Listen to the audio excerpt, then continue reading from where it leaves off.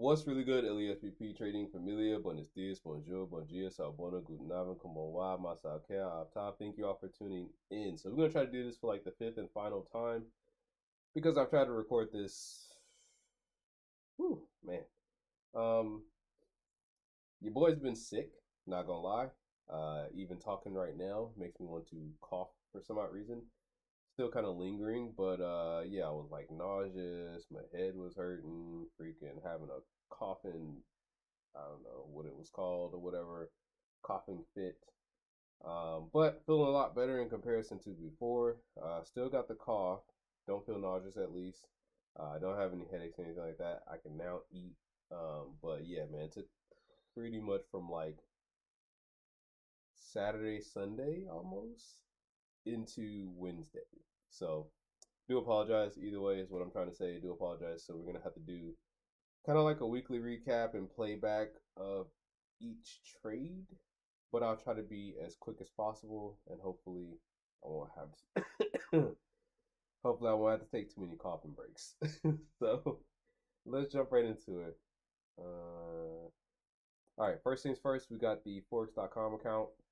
I always like to start here because I feel like it's a lot easier to look at like what trades we've taken to kind of explain those trades in comparison to just going straight to the charts, because you can actually see the results here, and then I can explain, you know, what we did, why, and excuse me, and all the other great stuff. If there is a why, I mean, in most cases, we took a trade because it was according to Confluence.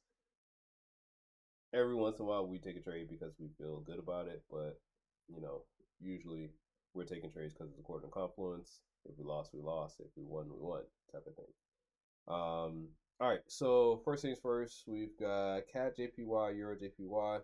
That was taken on the 5th, which was week prior, but because we didn't close those trades, excuse me, until this week, that's why we're going to be talking about those as well.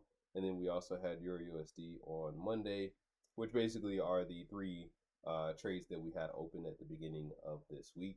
Now, you'll notice that a lot of my trades should be held for like the duration of the day at least, if not more than a day or two.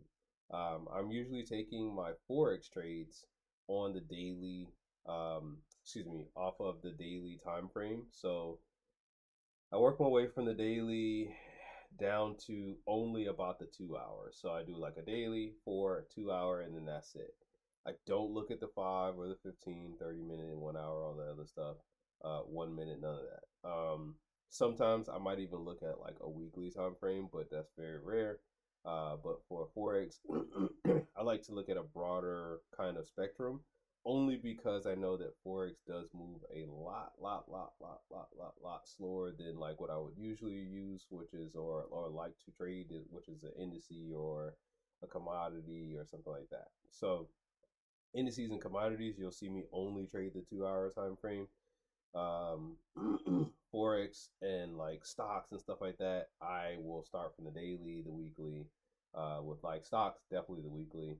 With Forex, the daily, and kind of below. But I won't go below the 2 hour. Maybe okay, I'm lying. Maybe I'll use the 1 hour every once in a while because I had thought about it. I'm like, sometimes I do look at the 1 hour, but either way, you get what I'm saying.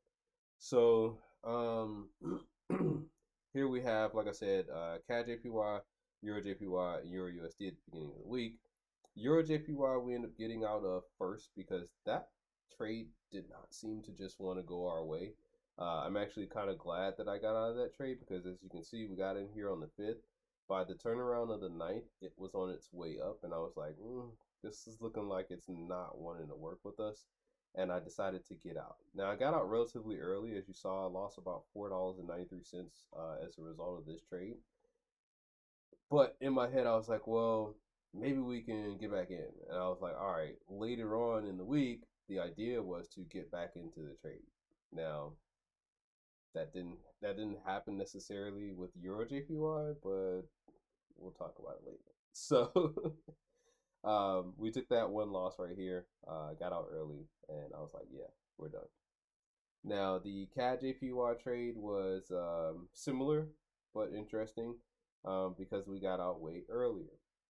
What I always notice with these cross pairs and stuff like that or whatever, You have, maybe the base pair is the same, or maybe what the hell is the name of that? Jesus Christ. The quote pair. You'll have the base pair, you have the base and the quote of the pair. So in this case, the quote of the pair, which is all JPY, Euro JPY, CAD JPY, and I'm kind of talking about something a little early, but all JPY. We traded all three of those this week, and in my head, I'm like, okay, well, maybe they're all gonna move like this, and blah blah blah, or maybe one is gonna be the catalyst for the other to move this way. And yeah, they all have their own individual quirks about them. Yes, don't get me wrong. When they all have the same base or when they all have the same quote, yes, they do tend to move very similar in direction. They have a lot of, not confluence. What's the word I'm looking for? They have a lot of what is the name of that? Correlation. There we go. They have a lot of correlation. Um, but it doesn't necessarily mean that CAD JPY is going to be a buy and Euro JPY is going to be a sell all at the exact same time. You know what I mean? Or excuse me, I don't know why I said it like that. CAD JPY is going to be a sell and Euro JPY is also going to be a sell at the exact same time. Same thing, like all JPY. I guess the reason why I'm explaining this is because I was thinking this in my own head. I was like, oh well, if I'm in a CAD JPY trade and Euro JPY is showing signs that it could be doing this, I'm just gonna jump in both at the same time. That was the real reason why I ended up jumping into both. CAD JPY honestly had given me more of the correlation or confluence that I wanted to jump into in the sell position. And I feel like that's why it didn't do as bad as quickly as Euro JPY did, because when I got to Euro JPY, I was like, well, similar. It looks like it's kind of doing the same thing. Let's go ahead and jump into that one too. And I felt like I need to get over the fact of looking at like mere correlation numbers, because I'm looking at it and I'm like, oh yeah, it's correlating 60%, less blah blah blah, and I'm just shouting out a number. I don't know if that's the actual number, but I know it was higher than like 30. So I'm like, okay, it correlates. Let's go ahead and jump in. And I'm like, yeah, that's not how it always works. So now I'm actually curious though, because I'm like, what is the correlation between CAD and JPY? Yeah, 45.9. So your JPY, CAD JPY, 45.9. So I knew it was above 30, but I'm just like, yeah. So I don't know. In my head, I was just wrong. I was wrong, basically. Um, Moving on from there, Euro USD, we closed out Euro JPY, like I said, lost to 493. The CAD JPY, like I said, we were a little bit luckier.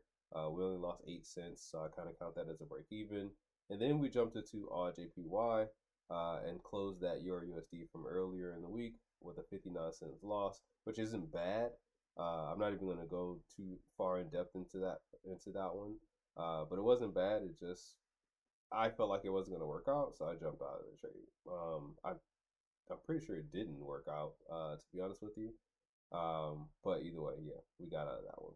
So that first RJPY trade we got into, I don't know why I decided to test the waters multiple times this week, but I got out of it with the skin of my teeth and made 26 cents. And I was like, you know what? And I'm not saying made as in like profitable, because I feel like that's still a break even. It's a break even positive trade. It covered the spread, but I'm like, all right, well, you know what? I still do think it's gonna sell, so I'm just jumping back into it.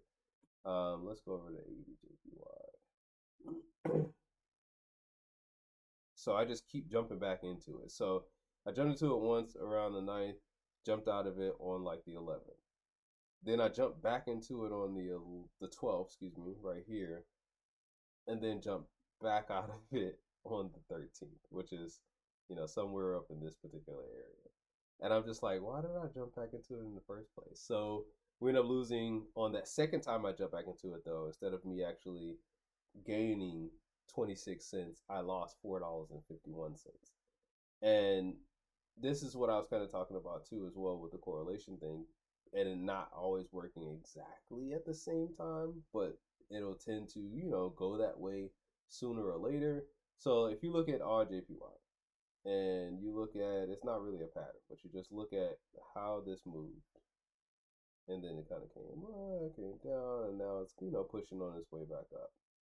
Then you look at CAD JPY, as you can see, it went down, up, down, and then now it's back up.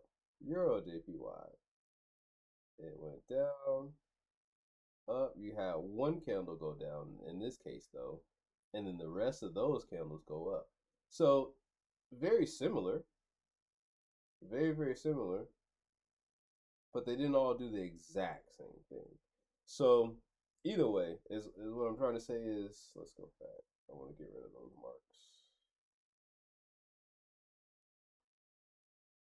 All I'm trying to say is I shouldn't be concentrating on the correlation. I should be concentrating on my own confluences.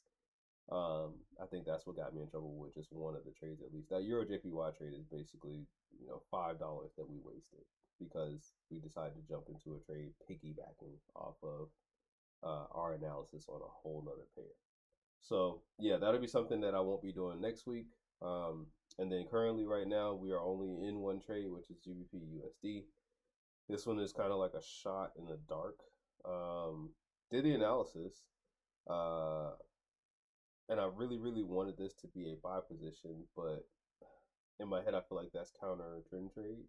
So I want it to be a buy, but in order for it to be a buy, it has to basically show me that it won't pass this area first. So I'm gonna prioritize the sell first and see if it doesn't go past here. And if it doesn't, then we'll be looking for buy positions. But until that point, yeah, we'll be looking for sells. So that's really about it, man. I need to learn how to better explain my Forex trades. I already know that, so I do apologize. My Forex trades, I feel like are not convoluted. I feel like that's a bad word in this case. My Forex trades not as diverse, I guess. I just go off of like 2-3 simple things, and I'm like, all right, we're going with a very small lot size, and if it wins, it wins. Like that. I don't know. I'm not trying to like sound like I'm gambling with it, but I test it out. I like what I see, and then we go on from there.